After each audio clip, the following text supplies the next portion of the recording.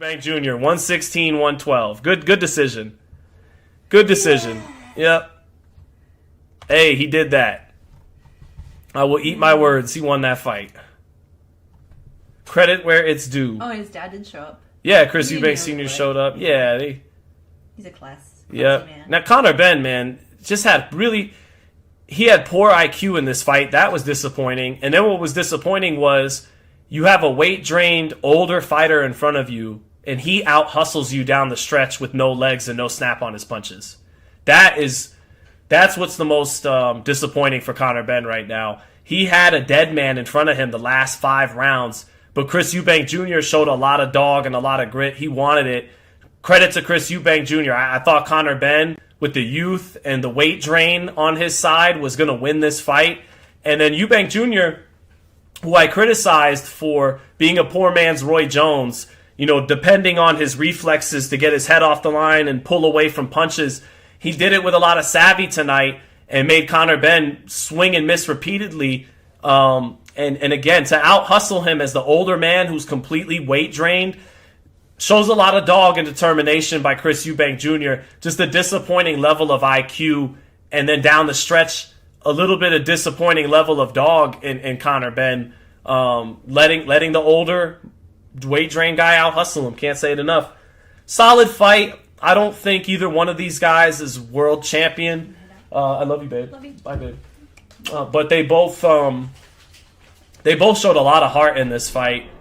And it was a solid scrap, a little bit ugly, a lot of clinching by Chris Eubank Jr., but he used it effectively. Both guys punched to the back of the head at times. And, I don't think this strikes fear into any top 5 guys' heart at welterweight or middleweight, but solid fight. Not a bad fight by any means. Entertaining down the stretch, if sloppy. And the better man won. And I think Chris Eubank Jr. could have dominated tonight if he was healthy at the weight. He wasn't. And what's funny for Chris Eubank Jr. is he said he only needed 60%. He was right. And that was enough to get the job done tonight. Tay says Ben had no power in his punches. He was landing clean. Actually, he wasn't able. I mean, he did a couple of times, but a lot of times what he does with his defensive posture, it was effective. It rolled. He kept rolling the steam. And he kept rolling the steam because Conor Benn didn't have the ability and the IQ to cut distance responsibly. He didn't use his jab enough. He came in and winged shots too much. If Conor Benn, used his jab a little bit more and didn't try to lunge in with his punches from too far out, he could have had more success, and it would have been harder for Eubank to pull out of range and maneuver defensively to roll steam off the shots. But that's who Conor Benn is. That's who he was heading into this fight.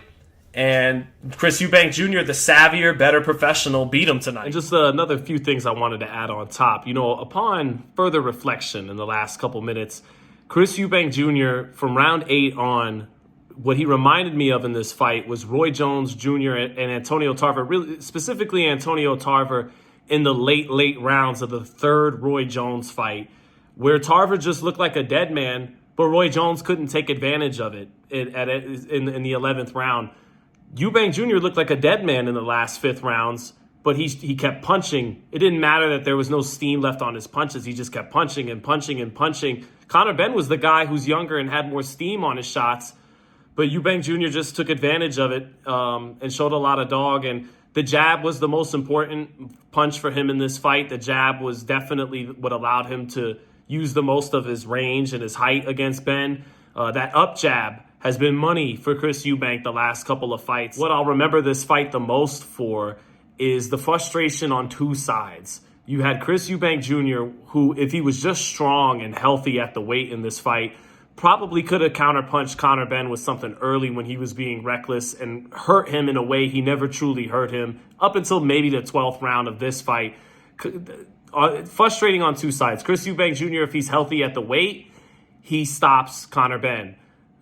Frustrating on Conor Benn's side because against this version of Chris Eubank Jr. tonight, if he was a little bit more competent and had a little bit higher IQ on cutting distance behind his jab and knowing his range a little bit better, he could have knocked out a weight drained in his mid-30s Chris Eubank Jr. But instead what we got was a fight that was as flawed as it was fun, and where both guys showed as much heart as they did anything else.